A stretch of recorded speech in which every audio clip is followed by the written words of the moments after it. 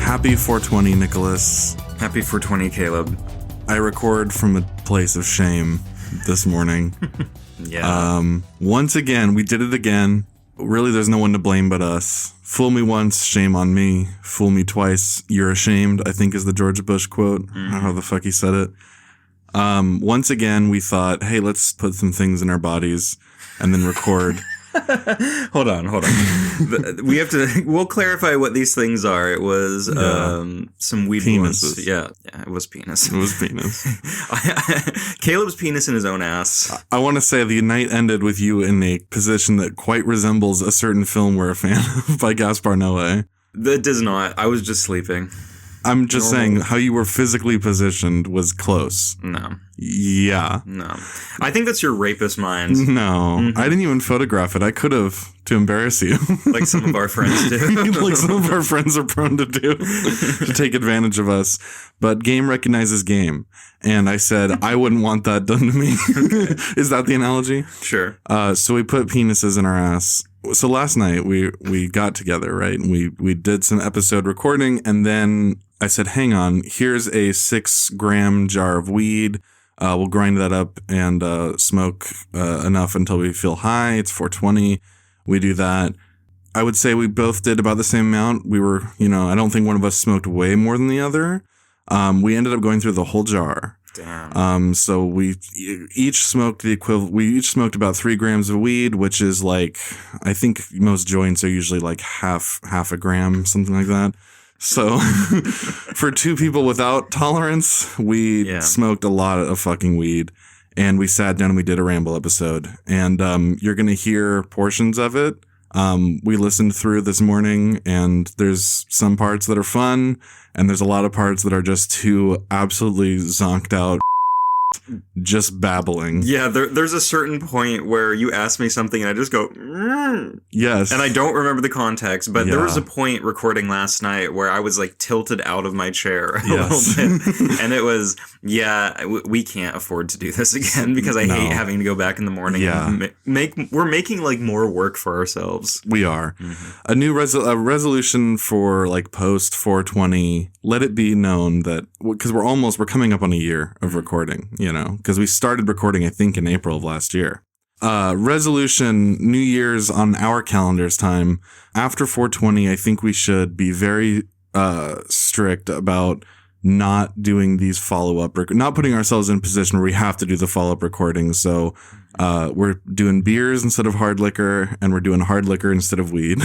I think weed needs to be excised from the process. Yeah, I think it's a good idea. It can be a reward after we're done, if anything. Yeah. But I agree. There needs to be some amendments to the substitution. For sure. I'm in so much pain right now in my head. And by the way, we were drinking a lot. Yeah.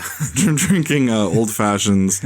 God, how much is in that bottle? A fifth, I believe. This is 750 milliliters. Yeah. So. Yeah. So we each drank between a fifth and 2/5 of old fashions. Sure. I'm just using fractions here. Anyway, we drank a lot. We smoked weed. We talked, and we were like, wow, that's almost. We didn't get to an hour, by the way. We after about 15 to 20 minutes. You said, do you think we hit the time? And I looked at the stopwatch and I said, we're 20 minutes in. You're like, that can't be possible. It felt like forever. And then 5 to 10 minutes later, we're like, let's check again. Holy shit, we're only 30. We only made it a little further than that. I don't even want to say how much we recorded because it's going to be embarrassing with how much it stays in.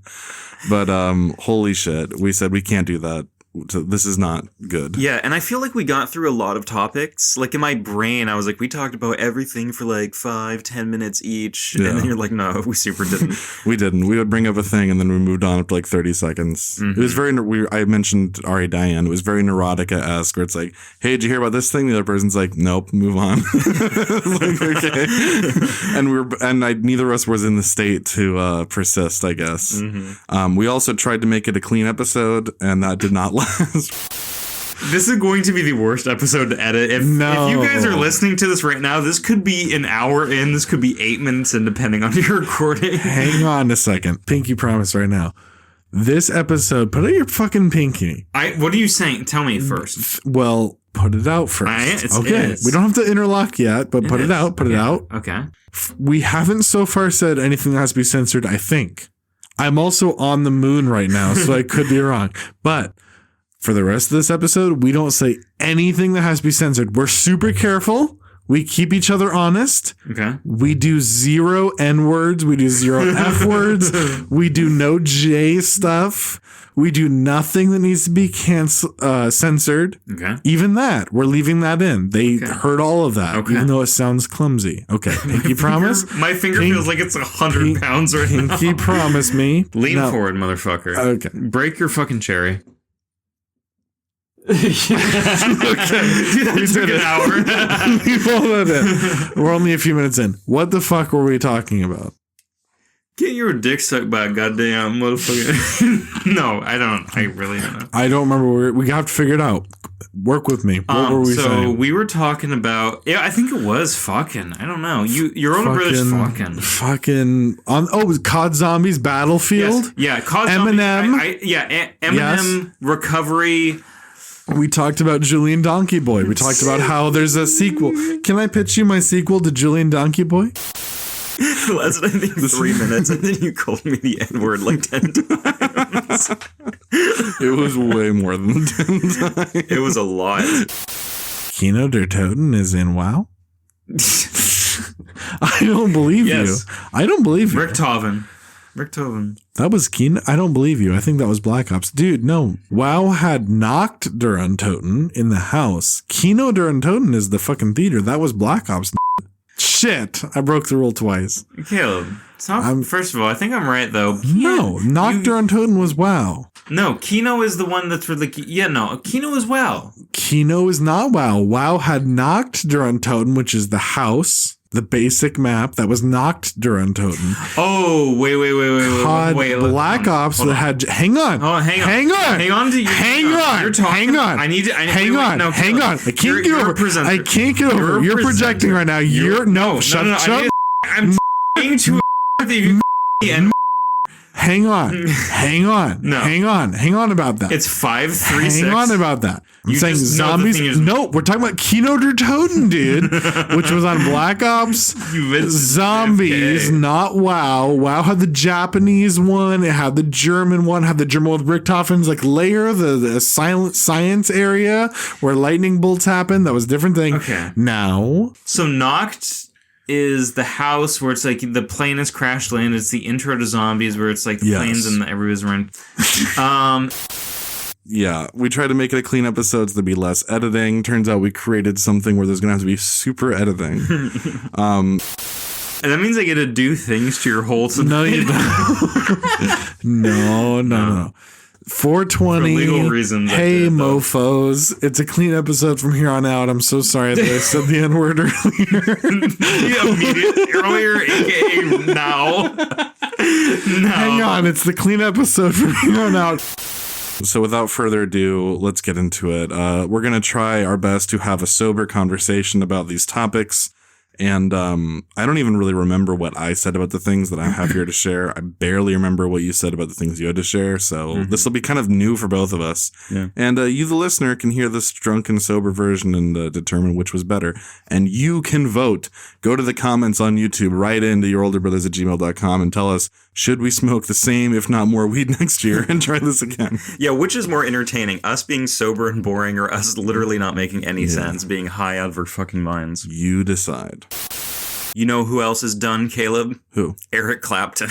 Oh, yeah, how was that? So I was thinking about this the other day, and there's really no way to bring this up. There's no pivot or whatever, but do you ever get this, like, part of your brain that's just like, this person sucks, and you're like, yeah, that's true, but I don't really know why. Yes. So I went on like a binge like a week ago where I was just like Googling people, and I'm just like, is there anybody I can hate right now? And I found Eric Clapton because I always thought his music was really gay. And it's part of like the old, I mean, I know he's part of Cream, and yes, it's in Goodfellas during that one scene with De Niro. Yes. But I mean, beyond that, I think a lot of his music is fucking lame. And I don't really like a lot of rock from that era. It's just like really mundane chord progression. It all sounds the same to me. And it's like, what the fuck? And then I was thinking of that song he did, Tears in Heaven. Do you know this? Maybe. The story on this? So Eric Clapton had a kid who super died, fell out a window, and like hit terminal velocity and exploded. Oh my God, Antichrist. Yes, exactly like that. And he was just like, okay, sun exploded. I need to write a song right now called Tears in Heaven that's really lame for this movie.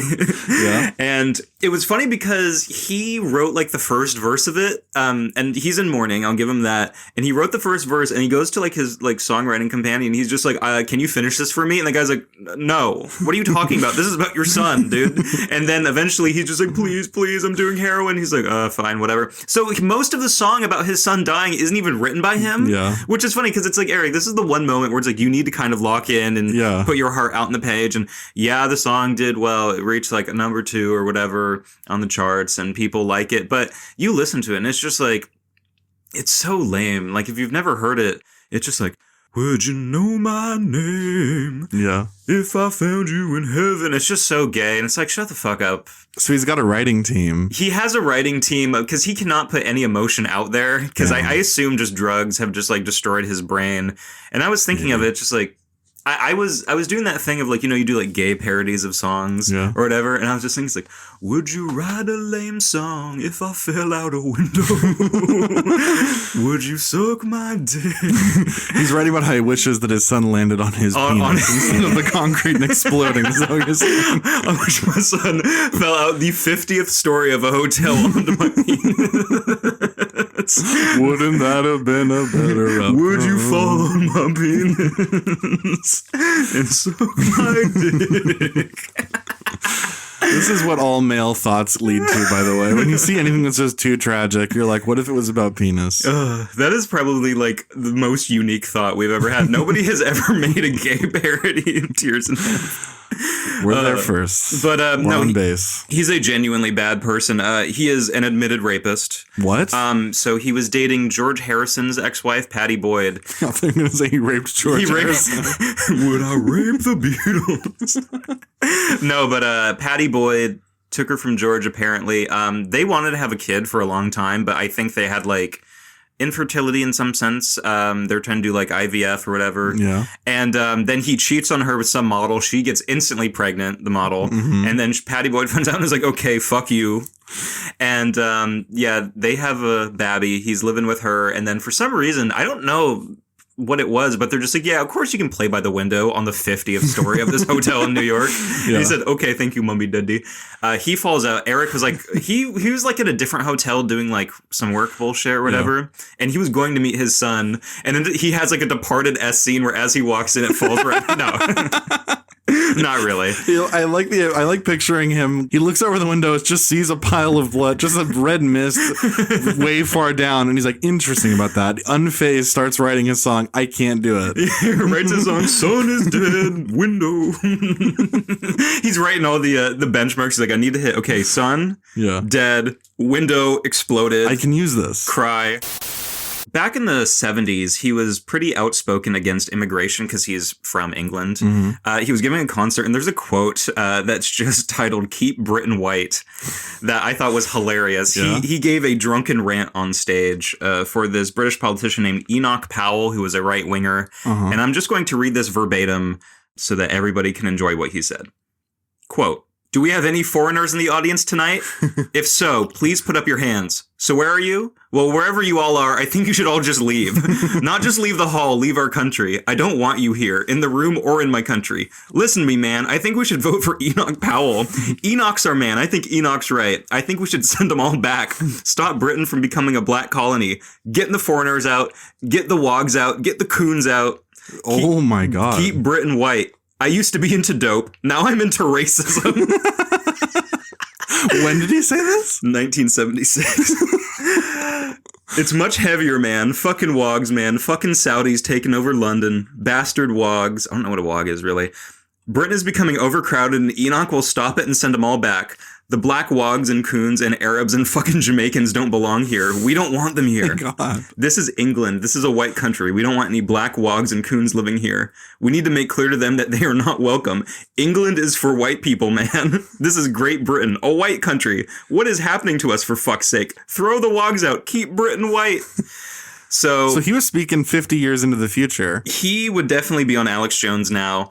And I think it's really funny because now he's pro-Palestine, which, whatever, okay. I guess, culture war. Okay. And not to say that people can't change in 50 years and you can move on from your son I'm into racism. Like a javelin. I used to be into drugs. I'm into racism now. It's much happier. He said at one point, this is England. Yeah. Is that like a British dog whistle? Because that's the name of a movie. There's a movie called This Is England, which is about like skinhead types who hate immigrants. It's not Ken Loach. It's a guy who sounds like it's one. Yeah. Yeah. The guy Stephen Graham is in it. Yeah. Yeah. Something like that. It might be one of those things where it's like, it's their 14 words-esque kind of. Yeah, 3 words. This is Britain. This is England. Yeah. Love all country, all people, all team. I don't know. I mean, anything in England can be a dog whistle if somebody calls it that. If the news is just like, hey, people are drinking milk now, you will just get arrested for drinking milk over there or something. Yeah. But I don't know why he went on that rant. I don't know the context of it, but I cannot stop thinking about I used to be into dope. Now I'm into racism. There has to be a recording of that we can find because no one was standing there like the writer from Unforgiven, just like jotting down his quotes verbatim as it happened. So there must be something we can find that we can throw on the soundboard. Oh, God. The entire speech. Yeah. Yeah. Whenever we need a bathroom break or a transition. Yes. Could we get that? If we can get that, cool. Can we clear that? Is him speaking considered like, does he own the rights to that, I guess? And we also just mentioned how he got his son killed. We'll figure it out. We'll beat the charges. Yeah. We'll beat the allegations, like you're always saying. Mm-hmm. Speaking of that, by the way, I just want to backtrack a little bit, get back to the irreversible position you were in. So when we finished recording last night, you left the room before me. I was sitting in my chair. I finished my drink and I got up and I was feeling super dizzy and I was like, okay. And I walk out the door and Nick was face down on the floor. You were face down on the floor, ass in the air. No, yes. I was not. Yes, you were. I was not. You were. No. You actually were, though. No. Tell your story. Speak your truth right now. But that's not true. And it is true. And I said, hey, how are you doing? And you're like, no. Yeah. And I was like, oh, he's entered the state that I'm famous for, where you can't get out the full words. I sat down next to the pool table and I was looking at my phone and then I realized that like an hour had passed because suddenly it was like 1 a.m. Mm-hmm. And I think it was like midnight when I came out and I was like, wow, I think I just actually flashed forward like a full hour. And I looked up and I was like, I got really paranoid that like you weren't there, that you'd like left the house or something. But I looked up, you were in the same position, ass was slightly lower but still elevated. And I was like, Nick. And you're just not making a sound. And then I got scared that you threw up and like choked on your own vomit. But you were face down. I could see that you were okay. And I tried to I was like, hey. And you're just not moving at all. But I could see you were breathing, so I didn't feel guilty about going to bed. I just wanted to mention that your ass was in the air. Okay. Gay. The first thing you notice about me is my ass. Well, it's telling that you go into that position when you're inebriated. Caleb, I fell down. That's when I was down. Yeah. And interesting way to fall. You see somebody passed out and your first thought is rape. No, I didn't say anything about rape, but you mentioned irreversible. Because you were in that position. The rape position, as you call it. Well, yeah. When you drink, when you drink alcohol, when you do drugs, your inhibitions go away. So you, on substances, your inhibitions went away and you said, I can lay in my natural state. See what I'm saying? No. So it's actually you're being gay. No. Yes. No, that's... Well, Caleb, first of all, you're applying the sexual connotation to it. That's just how people fall down. I said that you were in the position, and I said your ass was elevated. I didn't mention anything. I didn't take a rape photo. I could have raped you. I didn't do it. That's the least you could do. Thank you for not raping me. You're gay. No, you're gay. You're gay. Mm-mm. I cannot for the life of me remember how much we said about this, but I really giggled for myself at this article and saved it to share with you. That I'll just read you the quote, Newsweek article. Kyle Rittenhouse says he would have shot Renee Good. Oh, I vaguely remember talking about this. Yeah. And it's just like, stop popping up. We don't need your help. Do you think the people on the right are just like, Kyle, time for his... he's a correspondent on Fox News. During any shooting, he's like, no, I would have done this. Shooting expert Kyle Rittenhouse. It's so funny to me, like, because we talked about his trial and how he did the crying and everything. And it's like, I get you got to do what you got to do to try to get off. Yeah. And you got to pretend it's affecting you clearly more than it was, because that was some of the worst acting I've ever seen in my life.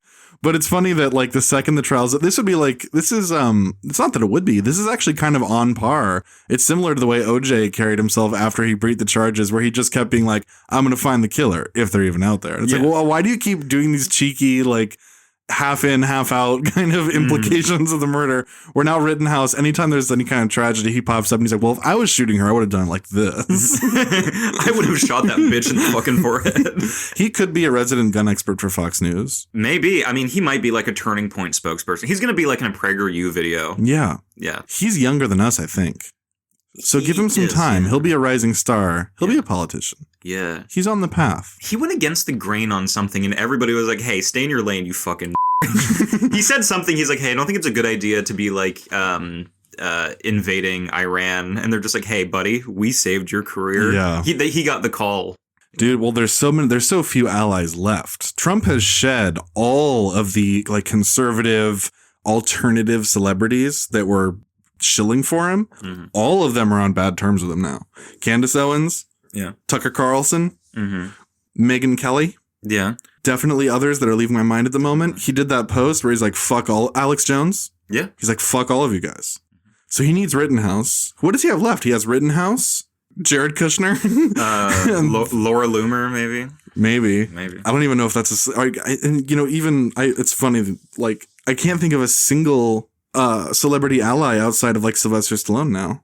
And maybe Kanye West? Sylvester Stallone. I think Frank Stallone is the one that's... Oh, isn't Sylvester Stallone, aren't they tight? Didn't he visit the White House? He's like, it's very interesting to be here with you. I mean, that might just be a thing of like being a celebrity is like, hey, can I get funding for Tulsa King? Sure. Yeah, that is true. Celebrities used to just go to the White House and just take a picture. But I feel like that doesn't really happen in Trump's White House. Like, it's kind of... That happened when he was a new president. When that basketball team went and he's like, I got you all at McDonald's. Oh, yeah. But that was like, I think the last time that it was just normal to, hey, if you're the superstar, athlete representing America, you go to the White House and it's a non-political thing to just take a photo with the president. That was like when that ended, I think. Mm. Yeah, because it's kind of like a career killer to accept any award from the president. Yeah. Because it used to be a thing of just like... Guilt by association. Yeah, if he's not good, but you're getting like, the Medal of Freedom because you did something. It's like whatever. Now it's like a whole thing of like you have to deny that medal. Otherwise people will hate you more than they did before because you're doing this, societal nicety of just being like, yeah, I'll go and accept an award. Like, why does everything have to pass through a filter of the person handing it out does not meet the criteria of what I like. Mm-hmm. So therefore I have to completely not accept, like if Trump came to my house and said, here's a check for $1 million, I'd be like, thank you. I won't deny it on the grounds of just like, well, yeah, I don't stand by whatever no. Give me the fucking money.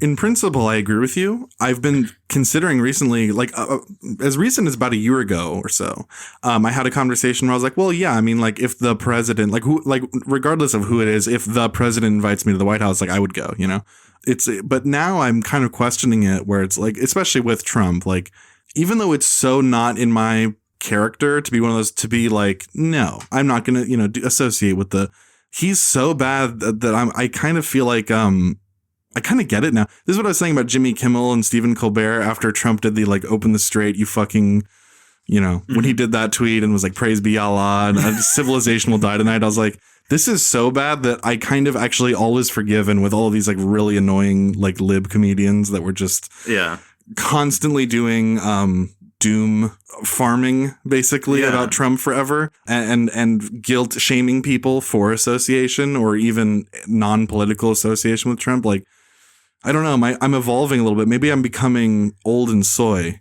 But I guess that's the question is like, at what point? Because like, for instance, if our president literally was Adolf Hitler doing the Holocaust, it's like there is a certain point where you have to go like, well, I actually won't take a photo. Like I have to not associate. I can't co-sign that this person is acceptable in polite society.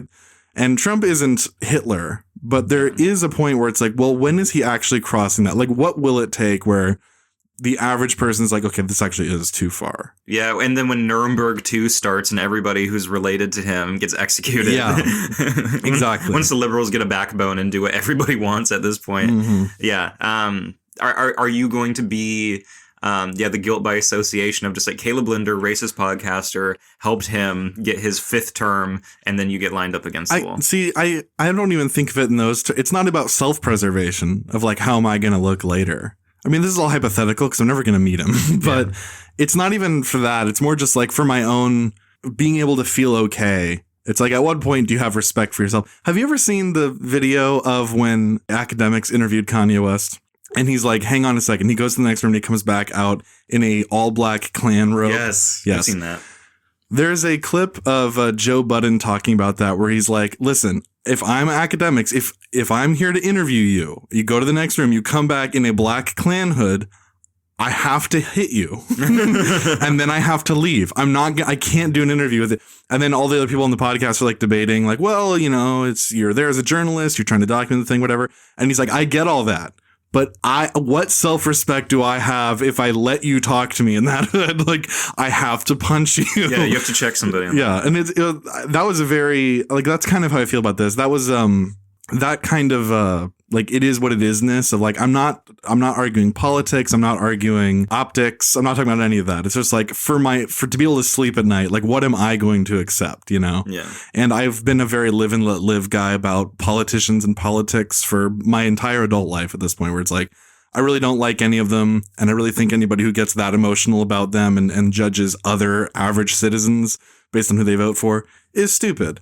But there is a point where that line is crossed, and I think we're heading there with this guy. I mean, he didn't nuke Iran, but I'm nervous. I'm nervous about how the next couple years are going to go. Yes, I really hated having gas like $7.50 in some parts of Washington. Yes. Unbelievable. Yeah, I mean, it's like, at certain points, like, who is this for? Because, like, early on, you could say, oh, he's doing this for his base, and it's like, yeah, it makes sense that a conservative would do conservative things. And he's like, hey, by the way, I am going to close the Strait of Hormuz where most of the gas comes from, or a big chunk of gas. I think it's like 20% of like the world's like liquid natural gas comes out of that strait, something.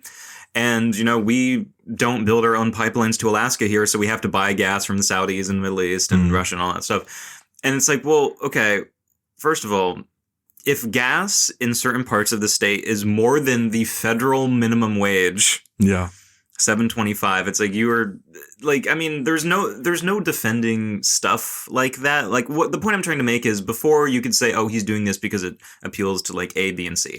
This is just like, I'm going to be a it appeals to nobody. Yeah, it's like it appeals to war hawks who don't pay for gas, who have people drive them everywhere, or they take like the train underneath DC to you know, go between their jobs as congressman and CEO of Lockheed Martin. Yeah, I mean, because I don't want to break the obstitution. We mentioned we wouldn't talk about politics with any seriousness, and I don't think we are, but I do want to stay away from actually doing any like grandstanding of like, guys, this is literally a threat to our democracy. I don't think we're doing that. Yeah, I just want to put that out there to the people. We're just talking about a Mongoloid. We're not. It's beyond that. It's This conversation is had routinely with every president. Every president, there is like a shocking, hysterical overreaction to things they do when they're in the earlier part of their term. And there are people who defending everything, even if it doesn't need to be defended. And then the people kind of come together near the end in like the 3/4 mark of a term where they're like, yeah, no one's happy with the president. And then there's an election cycle and there's a new possible president, and then it all just resets and people get amnesia for the last 3 years. So this is a natural cycle that will continue. And this is why, you know, I'm not the only one. A lot of people, you know, more people don't vote than vote. A lot of people say the only way to win is to not play. I can't get involved. I can't invest myself emotionally in this. Next presidential election, write in Nick Hudson, Caleb Linder ticket. When we're, actually, when it's 2036, we can technically run. Because we'll be 35. Yeah. And I'm an American citizen. I don't know about you and what you have going on, but I think, we could get something going. You could be my vice. Can I be your vice? You can be vice president. Okay. I want you to do like a different accent at every single rally so people don't know what the real Caleb is until they listen to this and then gets our viewership up. That's the plan. They'll be like, what does he actually sound like? And then they find clips of us talking about Eric Clapton's kid exploding and how you tried to rape me today. Right. That's, we can do code switching on a level that has never been done. Because remember when Kamala Harris would code switch? I mean, Obama did it and it was like, in my opinion, it was bad, but it kind of went over. People didn't really freak out about it. Sure. Kamala Harris did crazy shit when she was talking, where she's like, and we gonna tell him that we ain't finna take this no more. Everyone's like, whoa, oh my gosh, it's just like me. And then George Bush, he would speak Spanish without an accent, mispronounce words. Apparently a fluent Spanish speaker. He's from Texas. Yeah. We could take it to the next level. We could definitely do that. Oh, God. What were they called? It was, there were some, like, Democratic lawmakers, like, a couple years ago that were, like, censured or something in, like, Tennessee. And it was the most obvious example of, like, this Ryan Coogler, just, like, you developed a fake accent for black points, where, I forget this name, but his congressman, when he was in college, he was, like, part of some frat, and he's just, like, black dude in a suit, talks like very like normal, what they call like white voice, where he's like, greetings and salutations, everybody. My name is Marcus. And then it shows him in Congress and he's doing like this Martin Luther King, and we're going to stand on the steps. Like, bro, you're 25. You do not sound like this. I don't know. I mean, why do they feel the need to do that, to appeal? I mean, because... Kamala's the worst case because she has like no identity. That thing of her saying that she listened to Tupac in college and he just didn't exist. Yeah. I listened to Tupac and Nas, just like Brett Gelman. Yeah. I'll listen to the Wu-Tang Clan. Yeah. Damn. No. Yeah. That was definitely one of the worst things. I mean, if I was a black person, I would find it extremely offensive. It's like, you can just talk in your normal voice. You don't need to say that you enjoy Church's chicken. You don't need to say that you carry hot sauce in your purse. You don't need to just don't do that. You don't need to pretend that you had a poster on your wall in college that said the notorious NIG.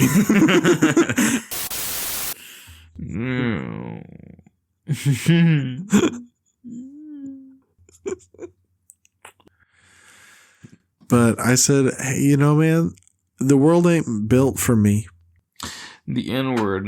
The fucking N-word. You can't be saying that on the fucking podcast. Dude, do you ever look at Keir Starmer and say, that's just Hannah Gadsby? Oh. They're kind of the same.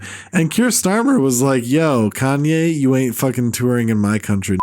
He literally said that to him. He did. Yes, he did say that. He actually said that to him. He said, by the way, fuck England, never going. But yeah, no, it's full of hamster-like fucking hall monitors. Yeah. This is the clean episode. Can we just call this the clean episode? Yeah. I like that idea. Yeah. You can't say the N-word because the Pope, he's from Chicago, which means he listens to Kanye, and he's not fucked up like us. Did you know that Andor Season 2 had Star Wars' first rape scene in it? It's Star Wars in it?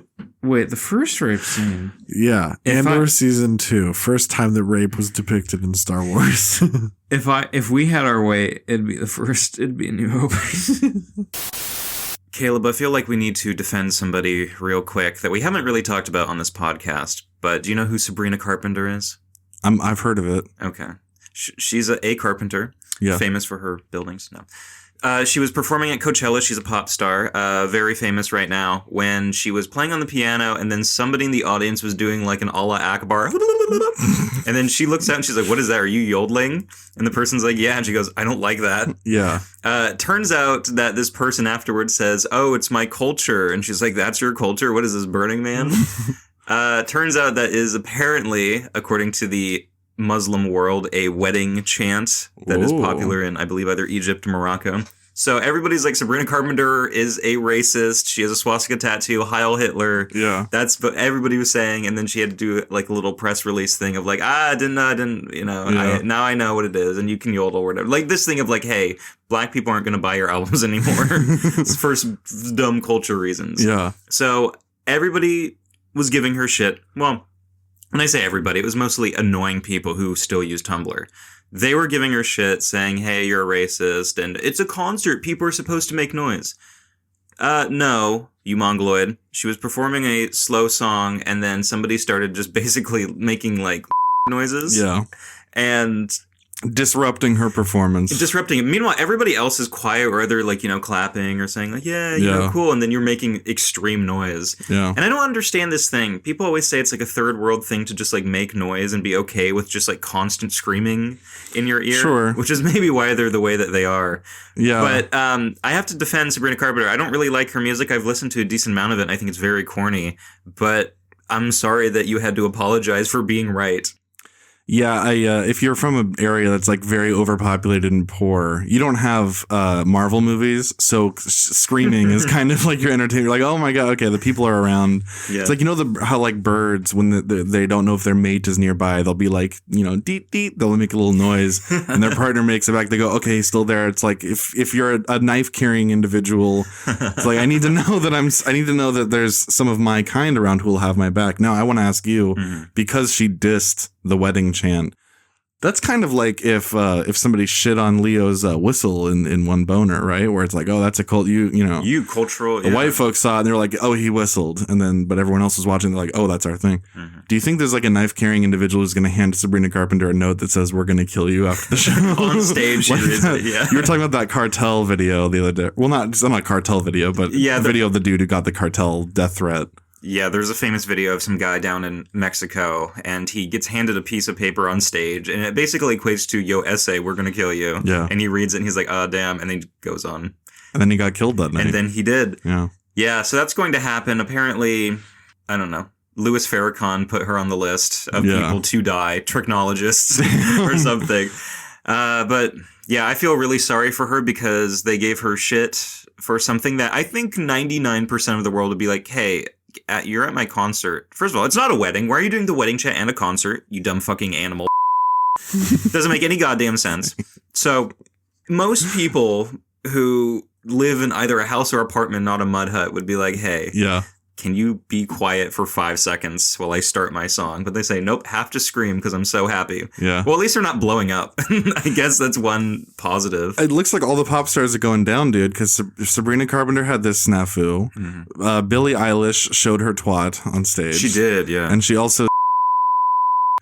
Ariana Grande was in Wicked 2, and it wasn't as good. Lady Gaga was in House of Gucci. Not good. Not good. You're done. You're done. Miley Cyrus is our most based pop star. She's back as Hannah Montana. She's funny. Miley Cyrus is a genuinely good rock singer, and I hate that she's making pop music. Like, if you ever hear her cover, like, Nirvana or, like, Guns N' Roses and stuff, you say, wow, she's very talented. And then she decides to make penis music. She does make penis music. I do like the song Flowers. I mean, obviously, that was, like, a huge hit that everyone loved. I liked that song enough that I wanted to look up. I thought that was Lady Gaga. I discovered that I can't really tell the difference between Miley Cyrus and Lady Gaga's singing when it comes to like EDM pop music or whatever that they're making. But I really liked her cover of Blondie's song. That kind of sounded like the I was like, whoa, she's great. She's pretty good, yeah. You seen that video of her shitting on Joe Rogan? Yes. Yeah. Yes. That's what I think when I see your show, Joe. All the same shit. Why is she on the Joe Rogan Experience? I don't know. I mean, cool. I guess she's going on. It can't hurt you. Right? It can't make unless you do a very bad performance where the world now realizes you're a fraud, being on Joe Rogan can't make your popularity like decline. I guess you're right in the sense that you get more eyes on you, so your popularity's not declining. But there have been some people, if you go back and look at the list, who probably like bombed Rogan. Oh, sure. That's what I'm saying. Like, as long as you're good enough that people are noticing Joe fucking up more than you're golden. Yeah. Okay. Yeah. That is the litmus test, or test of if Joe Rogan with his lukewarm IQ somehow outdoes you. Yes. Yeah. That's really on you. Yeah. Because there are like no compilations of like Joe Rogan owning guests that are like actually made by people looking at an objective sense. Like, have you seen that one where he is like yelling at Steven Crowder about weed? Yeah. And it's so funny because like he's just like, shut up, motherfucker, you're wrong. Yeah. And Steven's like, hey, so if you look at the data, he's like, shut the fuck up. It's like, Joe, calm down. Yeah. I kind of agree with you, Joe, but you need to reel it in. He did it to the Adam Ruins Everything guy as well. Yeah. Where he like got confrontational, like not, I wouldn't say like crossed a line, but it was a thing of like, you can tell that Joe's like, I don't like you. I don't respect you. So at this point in the interview, I am now going to be very aggressive to you. Yeah. He asked him, he's like, can you define a woman? And I was like, well, I don't know what the question is. And I was like, okay. Because this is during that era of like, culture war bullshit, but damn. You're done. You're done. You know what else is done? Yeah. Smiling Friends. Yeah, it's over. Rest in peace. You watched the final season? I watched the final season, ended after 3 seasons. Didn't really have a finale episode because the creator said they're burnt out. And, this is the last one that we're legally obligated to do. So people are going to finish these and then go on their merry way. Hopefully you get a job in animation in Burbank or whatever. But Smiling Friends, I was a fan of the creator Zach Hadel for a long time, longer than I've known you and our other friends. Always loved his work, thought he was hilarious. Oni plays, people in that sphere. Great, fantastic animators, content creators that I really enjoyed. And when they got it on Adult Swim, it was kind of like that Sam Hyde, like, $1 Million Extreme thing. I'm just like, yes, finally. We got one past the goalie. We got one. The boys are in charge. The Patriots are in control. Yeah, we're back. And they had a couple years. They had some really good episodes. One of their last episodes, I think, is really hilarious. The one with the robot. I haven't watched the final. I haven't seen anything from the final season. Okay. So. I won't spoil it for you guys, but the one where you have the help robot might have one of the funniest bits they've ever done. Is that what our other friend clipped audio from? Yes. Okay. It's really, and the audio doesn't do it justice. Yeah. Visually, it is a hilarious gag. Okay. It's fantastic. Zach and Mike, or what's your fucking name? Zach and Miko. Robert De Niro. Zach and Michael, congratulations, guys, on a show. I think they said that it's not like done, like they can't do anything with it again. Like they have like, an open door at Adult Swim. If they want to do something, do like a finale episode, like Christmas special, Yeah. Something like that. And I hope they do because as it stays, it's a fine ending. Not that you need to have this catharsis of like Charlie went on to invade the Capitol on January 6th. You don't really need that, but it would be a cool send-off if, I don't know, you had a TV movie or something. Yeah. Here's the thing. If you guys, Adult Swim, give them money to make a full-length movie that plays in theaters, you will make money off of it. Never say never. It's happened for lots of things. Yeah. Firefly, Nirvana the band, the show. Yeah. I mean, SpongeBob. When I worked at the theater, they would always have... Sorry, go ahead. They would always have like the My Little Pony movies playing at the theater. Do you remember this? No. It was really funny because like I was an usher cleaning the theaters, and you would walk in, and it would be like half of the crowd would be like dads taking their younger daughters to it, and then you have like men in trench coats. You have men who want to use certain bathrooms. Yeah, and I mean, okay, in their defense, we never had a problem in those, but it was very fun. They were selling out all the time, these My Little Pony movies. So point is, I'm trying to make Adult Swim. If you make a movie, if you put the cash forward, people, autistic mongoloids like Caleb and I will go and see the Smiling Friends movie. Sure. And review it. I mean, it's going to be animated, so it's going to take a lot of effort. Do you remember in 7 how the way they find the apartment is like, well, actually, the FBI has a list of anyone who checks out books on these topics about like building explosives and stuff.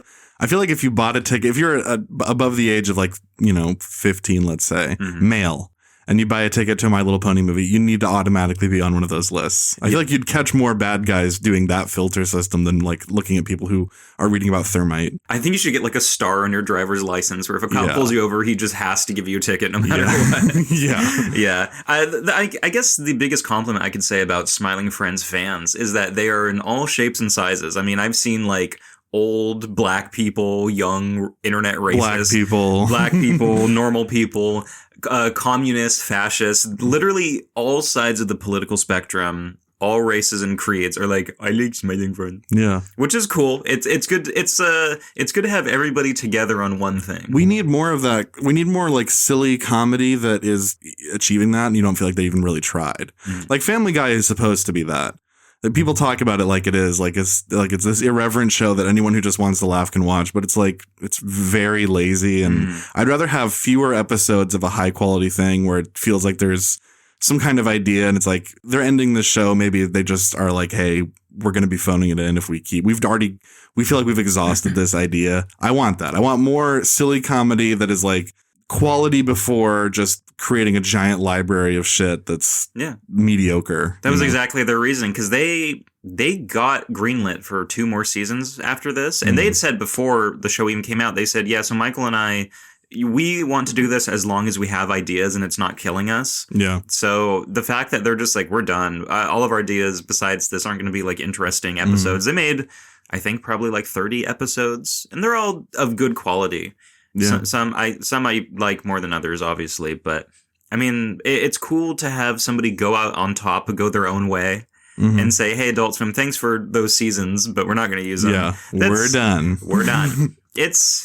So we're pouring one out, but we can't be doomers about it, because it's not death, it's just rebirth. Life finds a way, and they're gonna find something to do. In this day and age, it's only gonna get easier to share your content, right? Yeah. Actually, that might not be true, because we're not really gaining platforms very quickly. Yeah.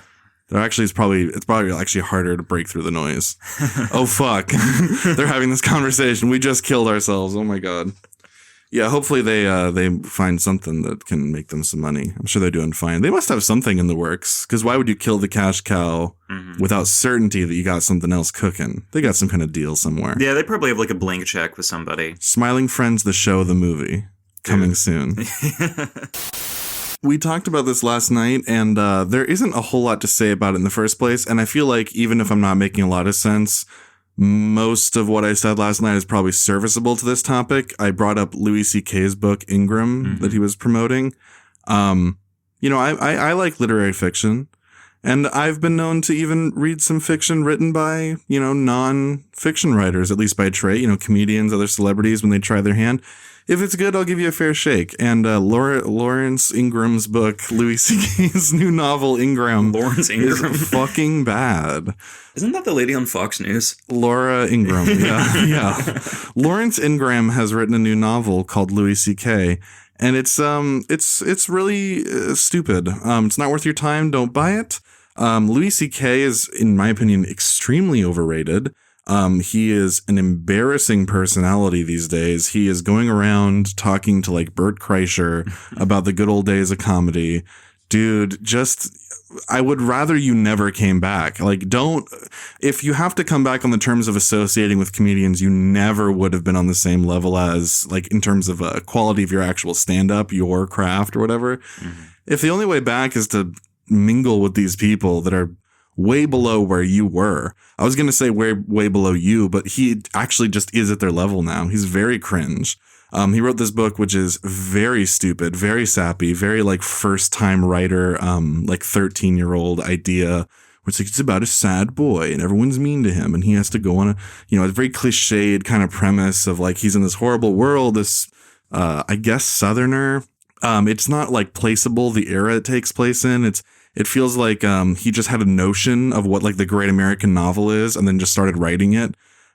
He proudly talked about how he did like no research or anything to write this book, and people who live in like rural areas who have read it are like, this is bullshit. Like none of this makes sense. He clearly doesn't know anything about how a farm works. He's trying to be like Cormac McCarthy, right? This great Southern Gothic novel. Yes, but with nothing that you need in order to do that. And you mentioned Cormac McCarthy. A lot of people compared it to like Steinbeck, or at least trying to be a Steinbeck thing. And, Cormac McCarthy, you might get the sense from reading his works that he was this like Southern guy who lived a real hardcore life, but really not.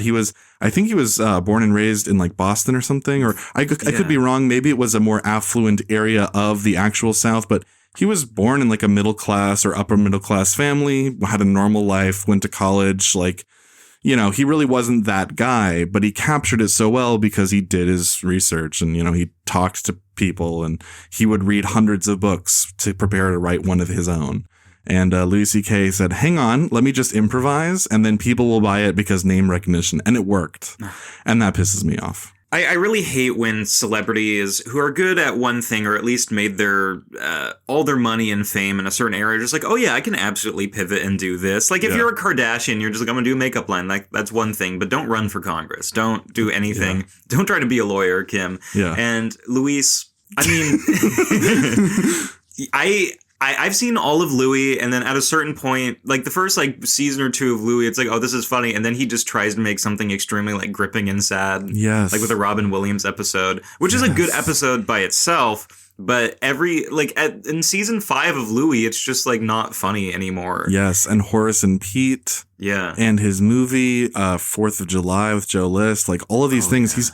He's trying to make these. He's trying to achieve like too many things, and he's not achieving any of them because he's trying to have kind of an Alexander Payne thing, where the guy who made The Descendants and Sideways, where it's funny, but it also kind of tears at your heartstrings, tugs at them, I should say. Mm-hmm. And he's trying to make stuff that will be genuine, like authentic, real, like Kenneth Lonergan kind of thing where I'm making hyper realistic. I'm writing dialogue that has ers and ums and interruptions in it because that's real, man. And I don't rewrite it. It's one draft. Like it's just the worst direction, and all of it fails for me. I watched 4th of July. I said, this is not emotional. This is fucking gay.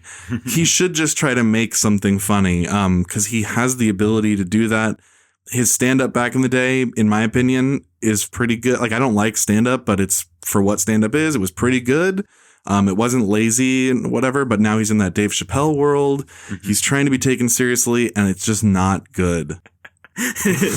You know what Louis C.K. should do? What? He should just shave his head completely, get like a bomber jacket that says CK on it, wear like camo pants, just go smoking up on stage and do a black scent. The unstoppable wigger.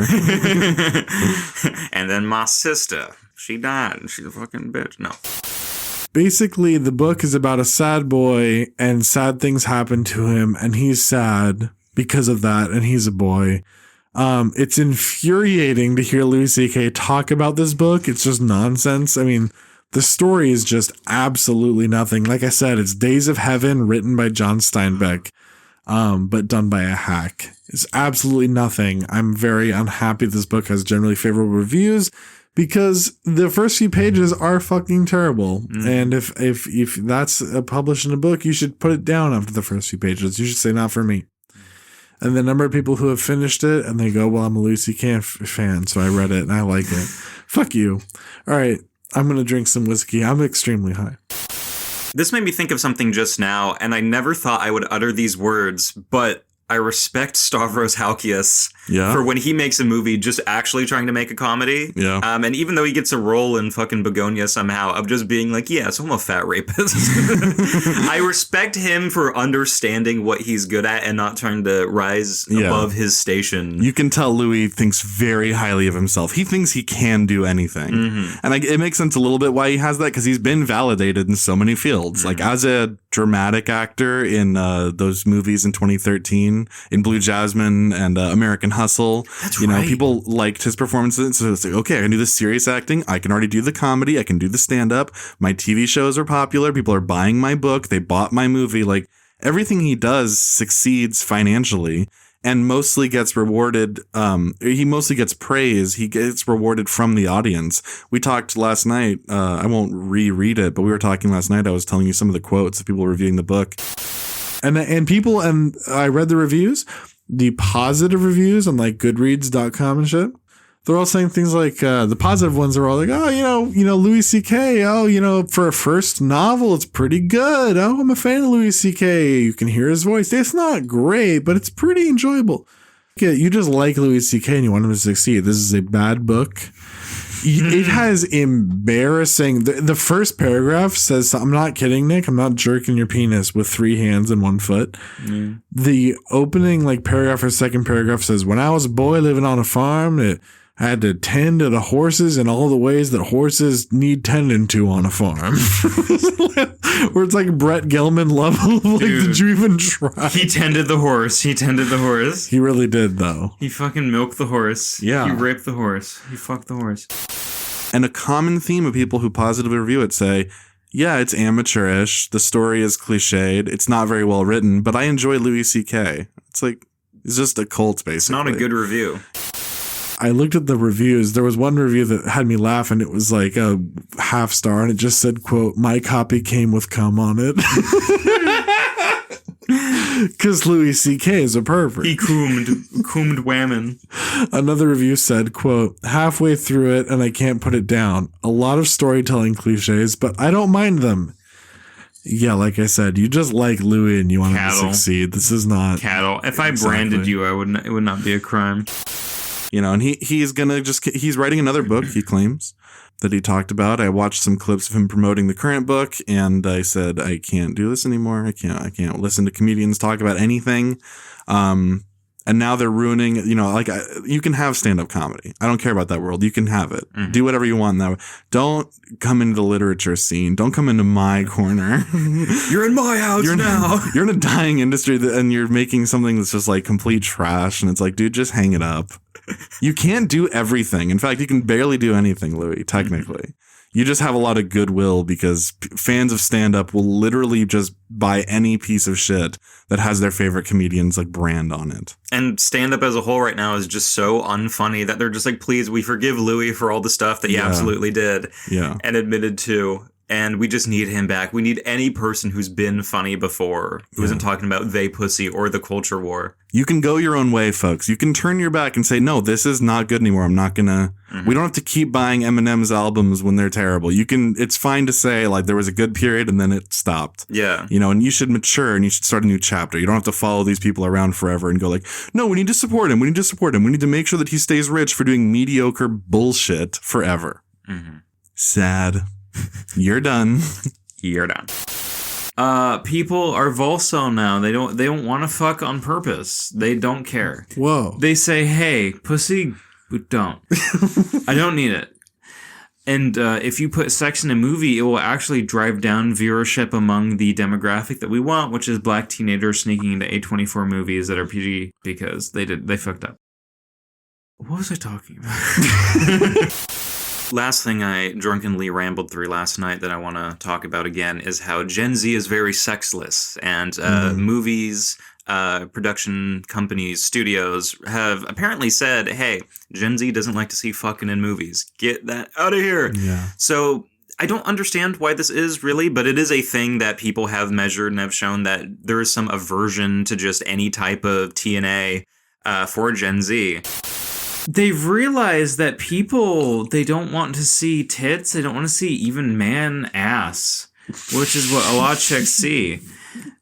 They don't want to see tits. They don't want to see even man ass. I mean, that's the two genders. So they realized that they can't really make money off of that anymore because everybody is sexless like a fucking, like it's a racer head or something. So what are you saying?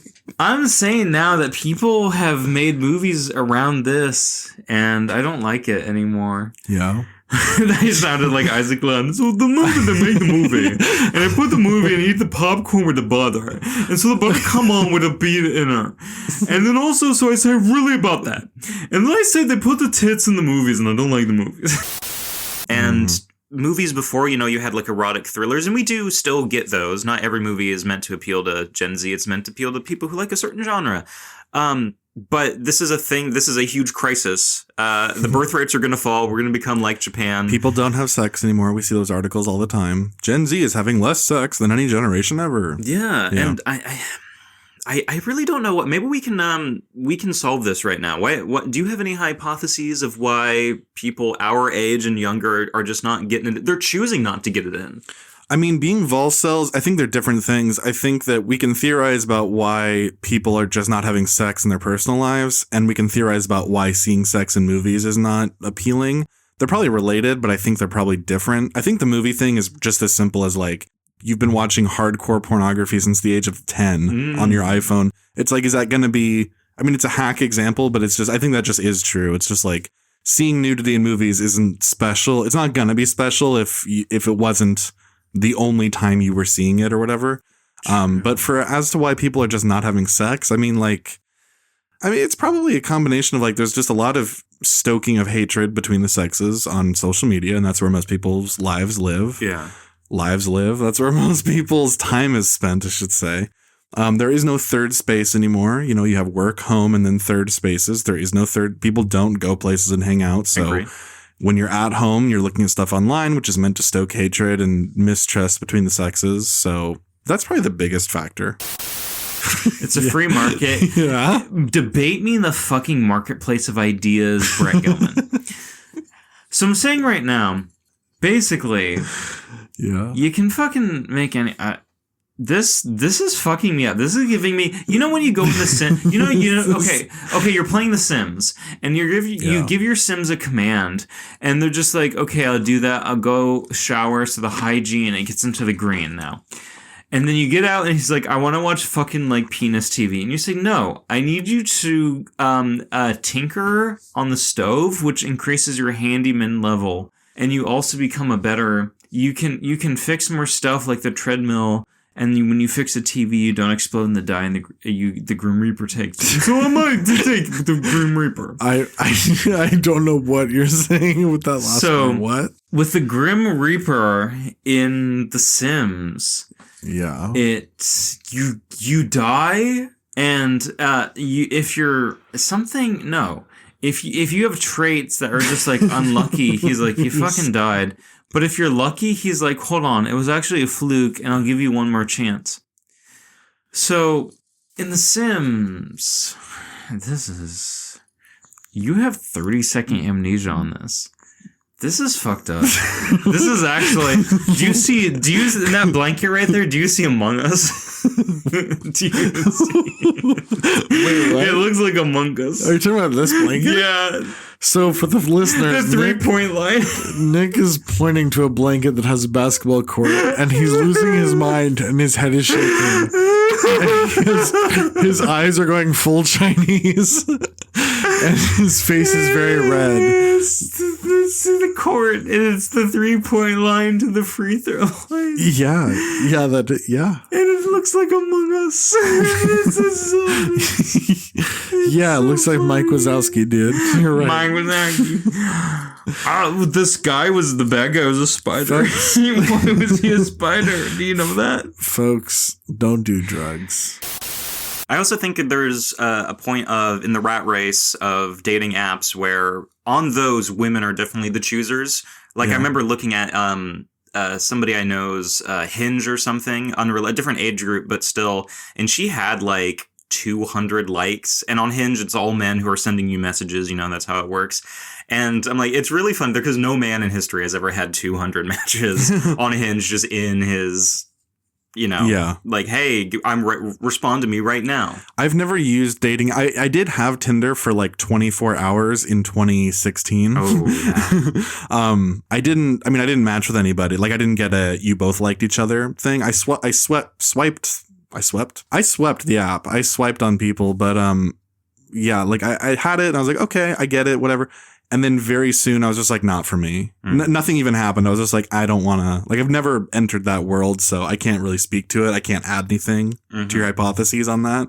But it looks like a very demoralizing, dehumanizing thing. And I get it. You need to meet people, and it's hard if there's no third space. True. So it's like, there needs to be a solution. But I think just like choosing people based on pictures of them, it's like that's such a crapshoot. Someone might look exactly how you imagine your mate looking, and you have no chemistry, and it's like there's really no way to like filter. You can't screen someone's personality without meeting them. That's true. And I might be tipping my hand here, but from experience on dating apps, I've used them like off and on, you know, for the past 10 years probably at this point.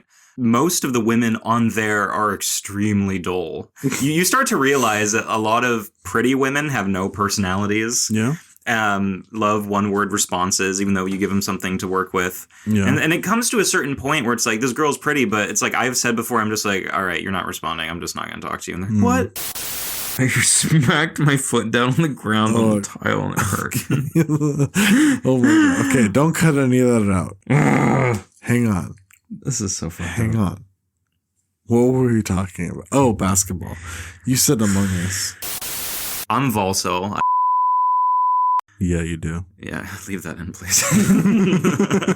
No, but I mean, at a certain point, it's like once you get older, you're just like, I mean, when you're like a young teenager, you're just like, it's like very important, you know, to have like any type of, you know, everyone is dating. I need to be dating. Romantic relationship. Like you feel like you missed the boat, and eventually you're just like, I mean, if I want to get it, I can get it. You know, that. But all the stuff of like, oh, you mow the lawn on the weekend for me, you have to do stuff with me. Shut the fuck up, bitch. I want to play video games. I want to do my racist podcast with my best friend. I don't want to talk to the void. There's more important things in life than getting your dick sucked. I think that even though you're like being tongue in cheek and you're like, fuck you, bitch, I want to play video games. I think there is truth to that. I think a lot of people also don't want to. I think the reason they're having less sex is that a prerequisite for sex, unless the woman you're talking to is just a whore. I'm not trying to be sexist. Like, unless the girl you're talking to is literally just doesn't have standards and will just wants to have sex with you no matter what, like they're just horny. Unless that's the situation, the path to having sex involves some kind of romance, or at least being able to fake it well that you're not just looking to hook up. And I think people are just really selfish now, and they're like, well, I really want to just do what I want to do. Yeah. Everyone is in their own insular worlds, and they want to just continue like spending their time on their hobbies and their personal interests. But in order to build some chemistry and romance with somebody, it's all about like doing things with the other person. Yeah. And I mean, you can buy stuff, but that's a hollow gesture, and that runs dry eventually. I don't think people are invested or want to invest in actually like doing something thoughtful and like spending time having a conversation and kill a little piece of yourself, that selfish part of you, to actually have a relationship. I think people are way less able to do that now. I would agree. Yeah. I mean, a relationship is hard work, and it is sacrificial in some sense. And there are a ton of people, it's like, well, I'm not going to sacrifice any part of my career. It's like, well, have fun being 50 years old and childless, you dumb bitch. Yeah. He needs to be this tall, makes this much money, et cetera, et cetera. And to be fair to women, you also have the alternative where all these men are just like, yeah, I need my perfect like virgin wife. We're going to go to church on Sunday. We're going to eat Chick-fil-A. And she's going to be like 30 years old, but have never like held hands with a dude. It's just like, shut the fuck up. This woman does not exist. Yeah. You're idealizing something that has not existed for 500 years and is never going to exist again because the world is a terrible place. And maybe you will find that like 1 in a billion like girl who says the N-word with you and likes to play Battlefield and all that stuff. But it's not going to happen. So, and I'm not saying to drop your ideals and just get with somebody who's like completely like different and goes against every like desire you want. But there is this sense of, I need Mr. Perfect. I need the lebased trad wife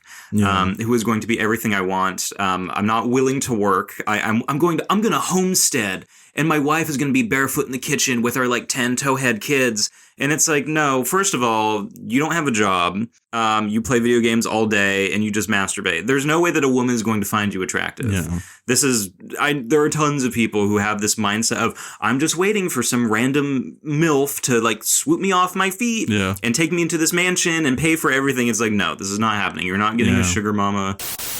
Oh my God. This is going to be so hard. This is unpublishable. No, this is publishable. We can get through this. We're going to be all right. This is insufferable. No, this is good. This is all good. Let's get back on topic. Ooh, guys, write in if you want to hear that story. We'll tell it on the next ramble. If we get one email saying just yes. That'll be a premium. Subject line, yes. Send it right now and we'll upload that. Send that, and send any and all questions, concerns, comments, not concerns, fuck you, actually. Just questions and recommendations to yourolderbrothers@gmail.com.